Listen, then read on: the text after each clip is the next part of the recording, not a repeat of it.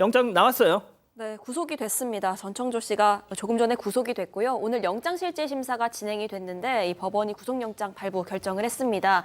두 가지 이유를 들었습니다. 먼저 도주 우려가 있다. 그리고 두 번째로는 주거가 일정하지 않다. 이렇게 두 가지 이유를 들어서 영장이 발부가 됐습니다. 예, 오늘 오후 전청조가 영장실질심사를 받기 위해서 서울 동부지원에 출석을 했는데요. 일단 그 장면부터 보고 가시죠. 미랑 계획했다는 거 사실입니까? 피해자에게 먼저 어떻게 하실 계획입니까? 사기 공모한 다른 사람은 없습니까? 남현희 씨 조카 폭행 의혹도 인정하십니까? 억울한 거 없으세요? 한 말씀만 해주시죠. 나한테 하실 말씀 없으실까요? 모든 혐의 인정하시는 거예요? 남현희 씨랑 공모하셨나요? 어차피 온 국민이 얼굴도 알고 다 그러는데 저렇게 뭘 뒤집어 쓰고 있었을 필요가 있나 싶기도 합니다만, 자, 정말 2주 전만 해도 정말 떳떳하게 정말 자신 있게 사기를 치던 모습과는 전혀 다르네요. 네, 저게 오늘 오후 1시 40분쯤 송파경찰서 나오는 모습입니다. 보신 것처럼 모자 쓰고 또 검은 옷차림에 고개를 푹 숙인 채였는데 이 취재진이 남현희 씨가 사기 범행 여부 몰랐냐, 밀항하려고 한 거 사실이냐, 변제 계획 어떻게 되냐 이렇게 여러 가지 질문했는데 전부 대답하지 않았습니다. 가겠습니다라고 작게 대답한 뒤에 호송차에 올랐고요. 이 전 씨 측 변호인은 전 씨가 혐의 모두 인정하고 있다면서 적극적으로 수사에 협조하겠다고 했습니다. 밀항을 비롯한 도주 시도 의혹에 대해서는 사실무근이라고 덧붙이기도 했습니다. 또 남현희 씨가 앞서 대질신문이라든지 거짓말 탐지기 조사 이런 것들을 적극적으로 요구한 만큼 여기에도 협조하겠다는 입장 밝혔습니다. 자, 이 세간의 의혹의 눈길은 이제 남현희 씨 쪽을 향해 있습니다. 근데 이제 남현희 씨는 이걸 계속 부인하고 있죠. 그렇습니다. 어제 남 씨의 법률 대리인이 사실은 이 일이죠. 기자들에게 그 입장문을 발표를 했는데요. 내용을 보게 되면 남 씨는 사기 공범이 아니고 누구보다 철저히 이행을 당했다고 하면서 마지막 타깃이 되기 직전에 그 전 씨의 사기 행각이 들통난 것이라면서 일단 선을 그었습니다. 그러면서 전 씨 등에게 시끄럽게 맞대응하는 것보다는 조용히 수사에 적극적으로 협조하겠다라고 밝혔고 모든 증거를 수사기관에게 제출할 것이라고 하면서 향후 전개될 관련 수사에 적극 임하겠다고 이제 수사기관이 협조하는 모습을 보였습니다. 그 남 씨는 또 변호인을 통해 가지고 반성하는 모습도 보였는데 세상을 시끄럽게 만들어 진심으로 부끄럽고 죄송하다고 사과 입장을 밝혔는데요. 일단은 전 씨의 범행에 대해서는 선을 긋고 본인이 사과하는 모습을 보였습니다. 대질도 하겠다.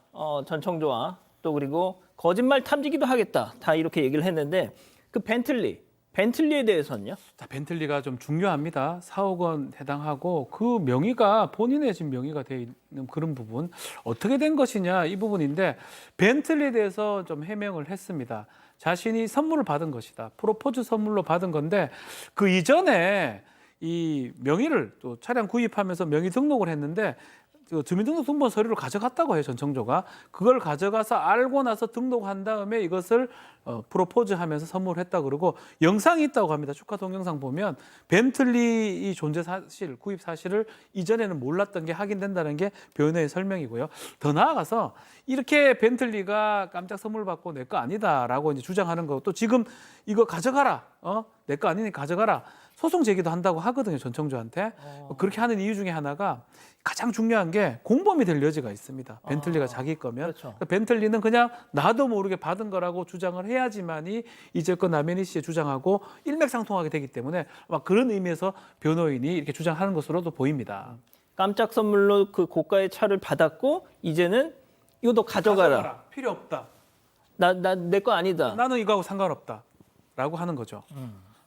자, 그러니까 이게 앞서 보신 것처럼 차도 그렇고 온갖 명품 가방, 명품 옷 이런 것들이 따지고 보면 결국 이 전청조에 의한 사기 피해자들의 그 돈일 거라는 합리적 의심이 가능하지 않습니까?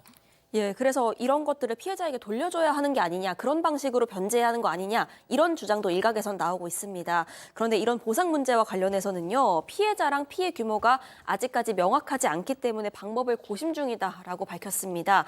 이 남 씨가 적극적으로 보상에 나서면 자칫 공범 의혹을 키울 수 있기 때문에 그런 우려도 된다라고도 얘기를 했고요. 또 남 씨 변호인이 한 인터뷰에서 밝혔는데 피해자 일부가 찾아와서 먼저 그 벤틀리 팔아라, 그 판돈 내가 가져가겠다라는 그렇죠. 요구를 했다는 겁니다. 그런데 이런 식으로 특정 몇 피해자들에게만 판매 대금을 주거나 아니면 이 벤틀리 차를 넘기게 되면 나머지 피해자들에게는 또 다른 불이익이 갈 수도 있기 때문에 그렇게 할 수는 없었다라고 설명을 했습니다. 그러면서 아무리 선의로 이걸 매각한다고 하더라도 이런 식으로 차 팔아서 이 자금 은닉하려는 거 아니냐, 이런 오해를 받게 될까 봐 두렵다고도 얘기했습니다.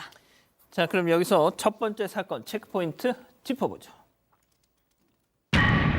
쌍둥이 동생 전창조? 이게 무슨 얘기일까요? 지금 저희가 방금 구속영장이 발부된 건 전청조였습니다. 자, 그런데 쌍둥이 동생 전창조가 있었다고요? 자, 한 유튜버가 이 전 씨와 공모 의혹을 받고 있는 회사 대표와 인터뷰를 했다는데요. 그 장면 잠깐 보고 가시죠. 저희가 다 사기를 깨달은 날이 그날이었던 거고 솔직하게 말해주세요 이러면서 접근을 했죠. 자기가 쌍둥이 여동생이 있는데 이름이 전창조다. 걔가 자기를 사칭하고 다닌다. 자, 이 전청조의 아버지가 전창수입니다. 아빠 전창수, 쌍둥이 전청조, 전창조. 네. 아, 이걸 진짜 무슨 코미디라고 볼 수도 없고 유머라고 볼 수도 없고 정말 이 한계 없는 거짓말, 정말 대범하고 개념 없는 이 거짓말이 어디까지 밝혀질지 참 지금도 궁금한데요. 이 같이 공범으로 지목된 시크닉스라는 회사의 대표가 있어요. 이 대표한테 이 유튜버가 이제 물어봤더니 아니다, 나도 피해자다. 어느 날 전청조가 와서 나한테 내 강의 사업을 하자 이렇게 접근을 했고, 그러면서 뭐라고 했냐면은 내가 해병대도 갔다 왔는데 심지어 나 4년 갔다 왔다 이렇게 얘기를 하고, 그다음에 이제 51조 원이 들어있는 계좌도 보여줬다는 거예요. 그리고 이제 본인의 팀원이다 그러면서 또 2명을 또 만나게 했어요. 이런 와중에서 믿었다는 거죠. 근데 이 회사 대표가 우리 회사 돈이 지금 8억이 묶여 있다. 솔직하게 나한테 얘기해달라. 그랬더니 이제 이런 얘기를 한 거예요. 사실은 내가 쌍둥이 여동생이 하나 있는데 얘가 나를 사칭하고 다닌다. 근데 걔 이름은 전창조다라고 얘기했다고 합니다. 저희가 이 전청조 사건을 맨 처음 전할 때 자막에 전창조로 나가가지고 그날 퇴근도 못하고 그 수정하고 갔거든요. 네. 근데 있었어요. 그 있었던 거예요. 자, 그리고 이 아메리칸 엑스프레스 카드 뭐 이거 관련한 무슨 얘기도 있던데 이게 무슨 얘기죠? 자, 아메리칸 익스프레스 카드, 블랙 카드입니다. 아멕스 카드라고 좀 별칭이 있는 카드인데 아주 고급 카드입니다.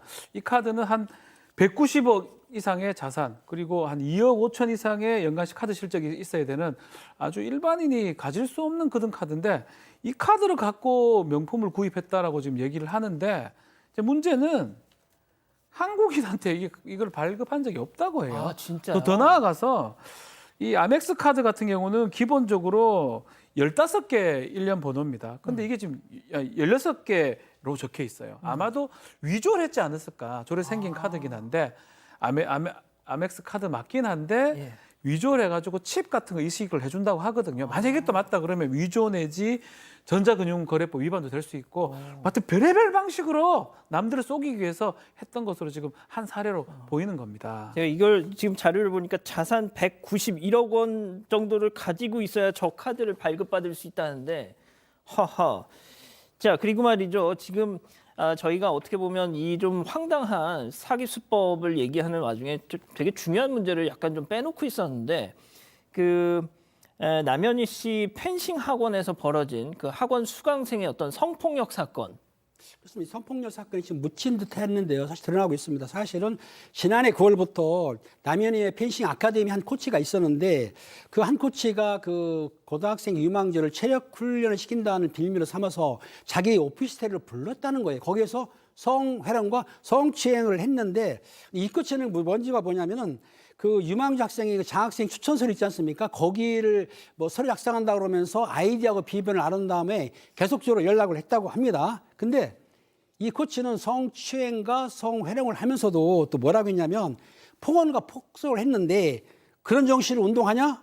정신병원에 가야 된다. 이렇게 폭언을 했는데 이 학생이 상식적으로 정신적으로 피해를 입으니까 자기 어머니한테 코치가 나한테 욕설하고 폭언을 해요라고 말했지 성희롱, 성추행에 대해서는 차마 말을 못했던 것 같아요. 그러다 보니까 어머니가 이제 12월경에 그 남현희 씨한테 코치가 우리 딸에게 폭행하고 폭언하니까는 요거를 좀 알려주면서 분리조치를 요청을 했다고 하는데 그 당시에는 성희롱, 성추행에 대해서는 말을 안 했던 것이죠. 그렇죠. 일단 처음에는 폭행, 그냥 폭언 정도였는데 그러면은 성추행, 성희롱 이건 어떻게 알려진 거죠?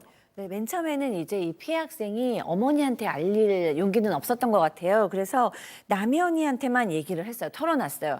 그러면 남현이는 그 학원의 대표잖아요. 그럼요. 당연히 이 학생을 분리 조치하고 치유하고 또 어머니, 학부모님한테 이 사실을 알리고 또 그 코치에 대해서는 뭐 또 신고를 한다던가 이런 조치를 하고 재발 방지를 약속하고 이런 과정을 거쳐야 되잖아요. 예. 근데 그런 걸 전혀 하지 않고 어떤 행동을 했냐면 이 학생한테 떡볶이 사주고 피자 사주고 그다음에 쇼핑할 수 있게 쿠폰 주고 뭐 이런 식으로 한 거예요. 사실상 입막음을 저렇게 했다. 그런 거죠. 네, 입막을 한 거예요. 그러면서 뭐라고 얘기했냐면 이제 유소년 국가대표 선수 선발전에 내가 그 코치는 빼고 너를 꼭 데리고 가마라고 약속을 했어요. 근데 또 이 약속도 지키지 않고 그때 이제 이 전 씨랑 괌 여행을 가버립니다. 그리고 이제 학생은 학원을 그만뒀어요. 나중에 이 학생이 너무 이제 괴로우니까 엄마한테 얘기를 했거든요. 근데 이제 그때 남현이는 사실은 다 알고 있었음에도 마치 처음 듣는 것처럼 아하. 행동을 하는 거예요.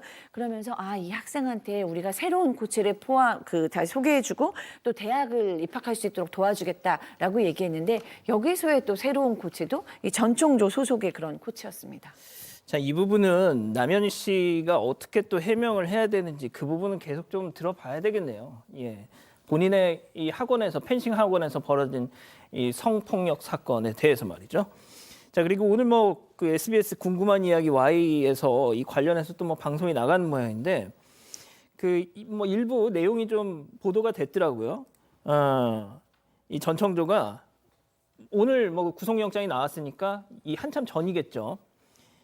뭐 해당 그 제작진을 자신이 살던 시그니엘로 초대를 해서 제작진 앞에서 가슴 절제 수술 부위를 확인시켜 준다면서 몸을 보여줬답니다. 참 이거 모르겠습니다. 가족 여러분 잊지 마시고 구독과 좋아요, 알림 설정 여기.